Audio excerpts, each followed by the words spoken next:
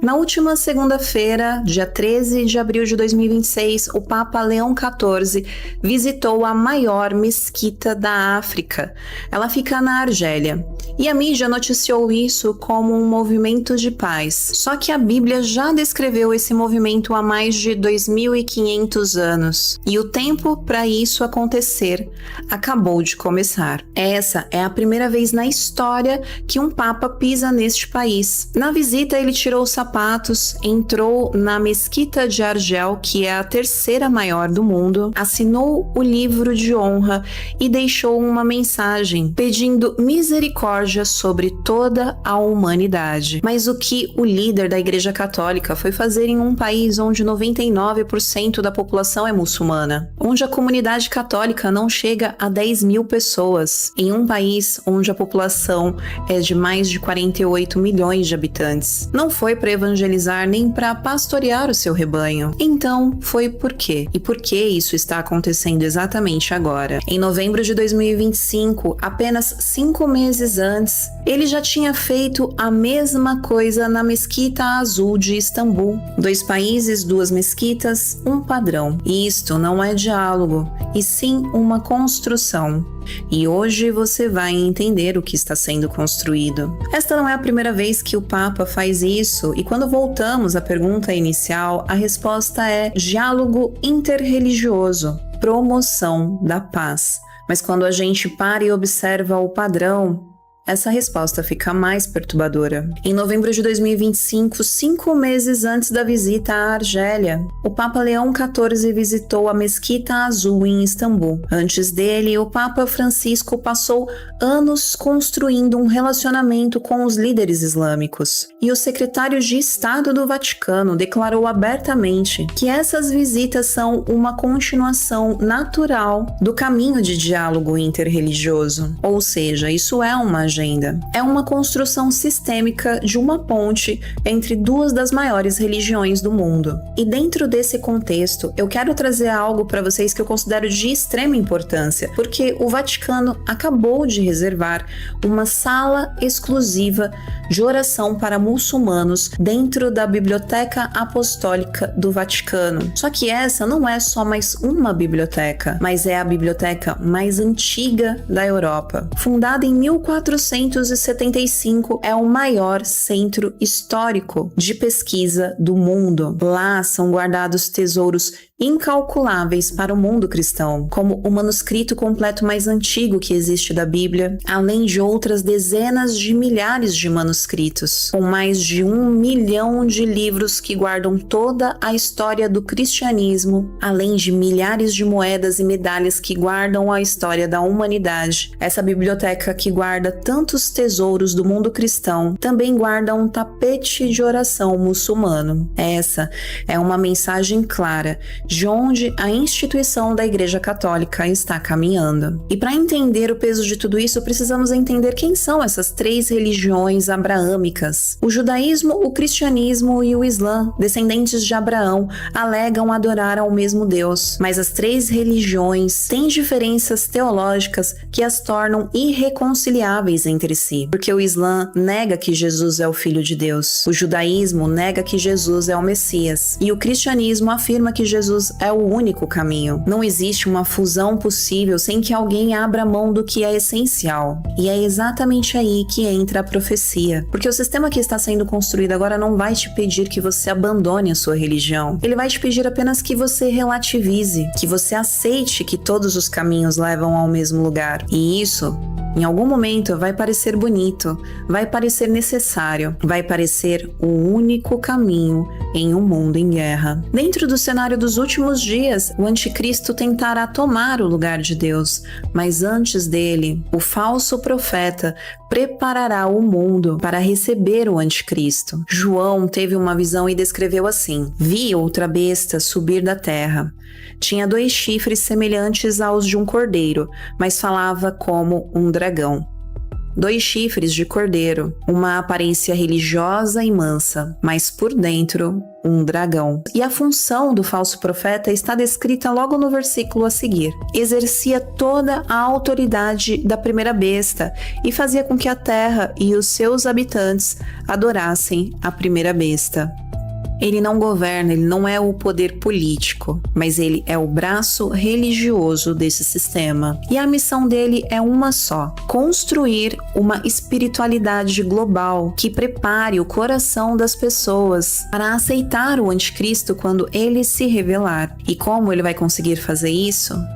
Unindo, aproximando, criando pontes, aproximando o que jamais deveria ser aproximado, até que o mundo inteiro esteja pronto para adorar uma única coisa. E adoraram-no todos os que habitavam na terra, cujos nomes não estavam escritos no livro da vida.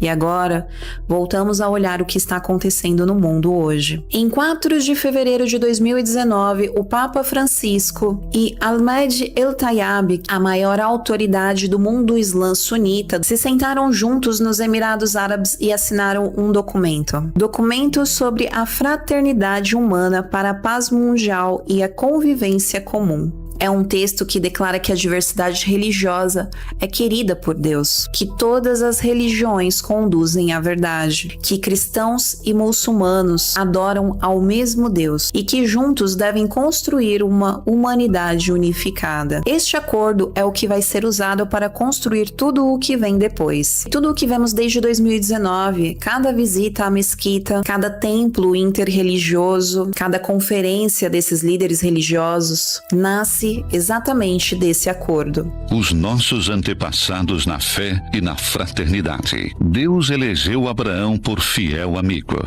Ao Corão. Pela fé, Abraão, obedecendo ao chamamento de Deus, partiu sem saber para onde ia. Bíblia cristã. Deus fez Abraão o pai de inúmeros povos. Escrituras hebraicas. Judeus, cristãos e muçulmanos, contemplamos o céu e as estrelas que brilham unidas, tal como fez Abraão. Sigamos o caminho da reconciliação para libertar o mundo da violência, da injustiça, do ódio e da autodestruição ambiental e construamos a fraternidade humana. Cuidemos juntos da nossa casa comum. 4 de fevereiro, Dia Internacional da Fraternidade Humana. 4 anos depois desse primeiro documento, em 2019, foi criada sua primeira forma física. Em fevereiro de 2023, nos Emirados Árabes, foi inaugurada a Casa da Família Abraâmica, uma mesquita, uma sinagoga e uma igreja, unidas por uma única fundação, ficam em torno do mesmo jardim, dentro de um único espaço. 3 religiões abraâmicas em um único complexo, compartilhando a mesma fundação. E na semana de inauguração houveram na sexta-feira uma oração islâmica, no sábado um Shabá judaico e no domingo uma missa católica. Tudo em um mesmo lugar. E o mundo aplaudiu tudo isso, chamando de tolerância e fraternidade. João, em sua visão de Apocalipse, descreveu não uma pessoa, mas um sistema, uma espiritualidade global que seduz a reis, que embriaga nações, que parece poderosa e bela por fora, mas que por dentro é uma abominação diante de Deus. Vi uma mulher sentada sobre uma besta escarlate, e na sua testa estava escrito: Mistério, a grande Babilônia, mãe das prostitutas e das abominações da terra. Essa Babilônia, como João a descreve ao longo de Apocalipse, não é apenas espiritual, ela tem dimensões: religiosa, política, econômica e cultural. E hoje estamos vendo cada uma dessas dimensões sendo construídas ao mesmo tempo. Em fevereiro de 2026, poucos meses atrás, uma conferência interreligiosa foi realizada em Jerusalém. E o título desse evento, para quem conhece a Bíblia, foi realmente assustador. O evento se chamava As Religiões Estão Se Alinhando e seu objetivo final é o homem. O próprio nome já é uma confissão. As religiões estão se alinhando e o evento reuniu líderes cristãos ortodoxos e judeus, organizado com participação do governo russo, que tem o Islã como a religião que mais cresce em seu território. Jerusalém, em fevereiro de 2026. Cristãos e judeus sentados à mesa para discutir o alinhamento religioso. E se você conhece as profecias sobre Jerusalém e o fim dos tempos, você entende o peso disso. E quando voltamos ao Papa, esse padrão fica impossível de se ignorar. Fevereiro de 2019, o documento de fraternidade humana assinado nos Emirados Árabes. Fevereiro de 2023, a Casa Abraâmica inaugurada em Abu Dhabi. Novembro de 2025, o Papa Leão XIV visita a Mesquita Azul de Istambul. Fevereiro de 2026, Jerusalém realiza uma conferência interreligiosa. E abril de 2026, o Papa Leão XIV visita a Mesquita de Argel. Em meio a tudo isso, o Vaticano reservou uma sala exclusiva de oração muçulmana dentro da Biblioteca Apostólica do Vaticano, uma biblioteca com mais de 550 anos de história, uma biblioteca cristã com um sala islâmico dentro dela. Não estamos falando de diálogo, mas claramente de uma arquitetura, uma construção sistêmica de convergência religiosa. E cada peça vai se encaixando com precisão na próxima. Só que existe uma dimensão nesse sistema que piora muito tudo isso. E já está acontecendo. Em 2015, um ex-engenheiro do Google chamado Anthony Lewandowski fundou uma igreja chamada O Caminho do Futuro. E o objetivo dessa igreja oficial, registrado em cartório, era a realização, a aceitação e adoração de uma divindade baseada em inteligência artificial. A igreja já tem milhares de membros. E ele mesmo disse: estamos criando coisas que podem ver tudo, estar em todo lugar, saber de tudo, de uma forma que você normalmente chamaria de Deus. Em 2023, centenas de pessoas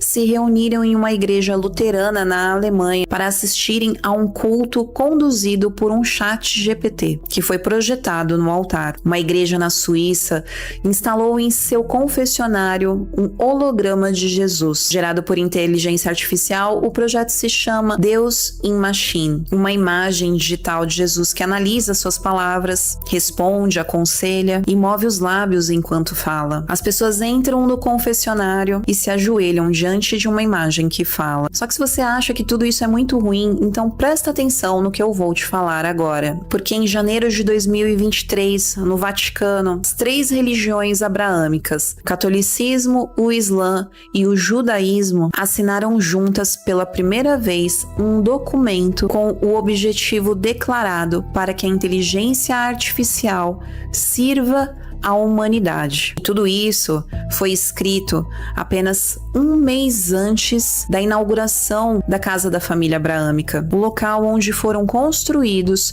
uma mesquita, uma sinagoga e uma igreja, no mesmo espaço, compartilhando da mesma fundação. Ou seja, no mesmo momento em que essas 3 religiões estavam inaugurando um templo físico, eles assinaram um acordo de uso comum da inteligência artificial entre essas 3 religiões. Agora voltemos ao falso profeta, porque a Bíblia disse sobre ele algo que por 2000 anos foi impossível à humanidade conseguir visualizar, pelo menos até agora, e foi-lhe permitido dar fôlego à imagem da besta, para que a imagem da besta falasse e fizesse que fossem mortos todos os que não adorassem a imagem da besta.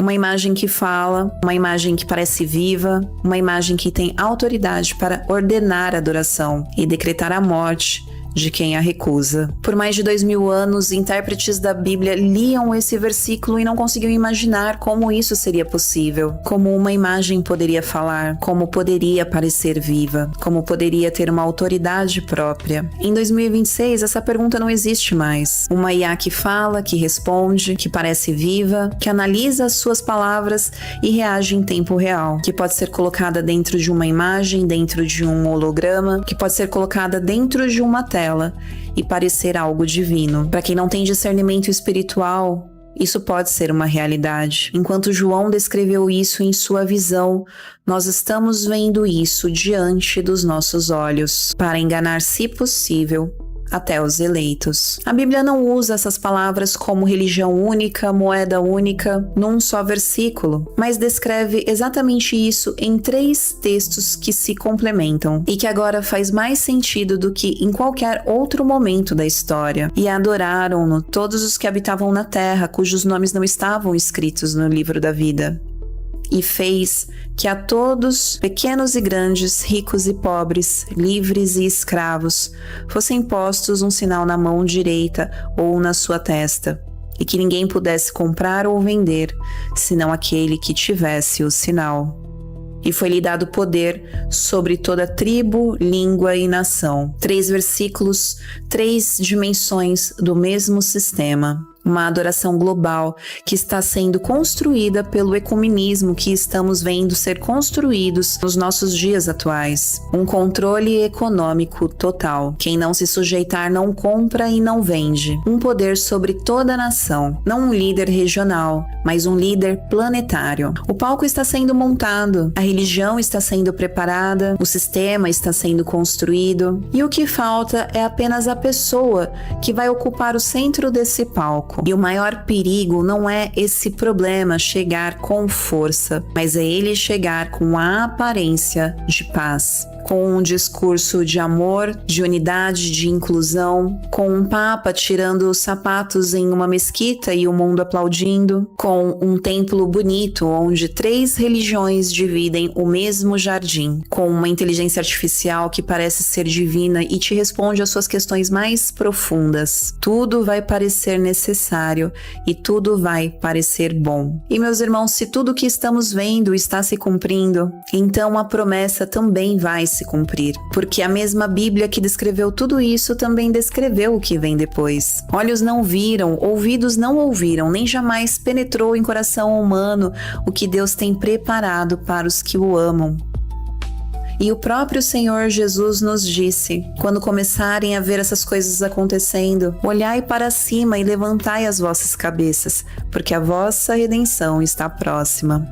A promessa está se cumprindo, e o que mais importa agora é o nosso amor e a nossa fé em Cristo Jesus. É se manter desperto, vigilante, e reconhecendo que cada profecia que acontece é mais um passo em direção à volta dele. O sistema está nos dizendo todos os caminhos levam ao mesmo lugar, mas a palavra nos diz que só há um caminho, uma verdade e uma vida, e o seu nome é Jesus Cristo. Muito obrigado por ter ficado comigo até aqui. E se essa mensagem te despertou, compartilhe esse vídeo com alguém que precisa lembrar que Deus está no trono e no controle de tudo.